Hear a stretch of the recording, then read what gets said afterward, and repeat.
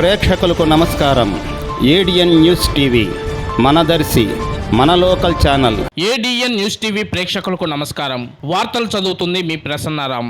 మద్యం సేవించుటకు డబ్బులు ఇవ్వలేదని కుమారుడు తండ్రిని చంపిన ఘటన ఇళ్లచెరువు గ్రామంలో జరిగింది. వివరాల్లోకి వెళ్తే ప్రకాశం జిల్లా దర్శి నియోజకవర్గం దొనకొండ మండలం ఇళ్లచెరువు గ్రామం ఎస్సీ కాలనీకి చెందిన 64 సంవత్సరాలు వయసు గల పైడిపోగు ఏసయ్యకు నెలకు 24,000 రూపాయల పెన్షన్ తో జీవనం సాగిస్తున్నారు. ఆ పెన్షన్ డబ్బులతో తన కుమారుడు మరియదాసు ఖర్చుల నిమిత్తం ఇస్తుండేవారు. మరియదాసు తండ్రి ఇచ్చిన డబ్బులతో మద్యం సేవించి విలాసాలకు అలవాటు పడ్డాడు. యథాప్రకారం మద్యం కొరకు తండ్రిని డబ్బులు అడగగా డబ్బులు ఇవ్వనందువల్ల మరియదాసు ఆదివారం తెల్లవారుజామున మానవత్వం మరిచి మద్యం మత్తులో తండ్రి పైడిపోగు ఏసయ్యను రంపంతో ముక్కలుగా కోసి హత్య చేశారు. ఈ విషయం తెలిసిన వెంటనే గ్రామస్తులు మరియదాసును పట్టుకుని చెట్టుకు కట్టేశారు. అనంతరం పోలీసులకు సమాచారం ఇవ్వడంతో దొనకొండ పోలీసులు కేసు నమోదు చేసి దర్యాప్తు చేస్తున్నట్లు తెలిపారు.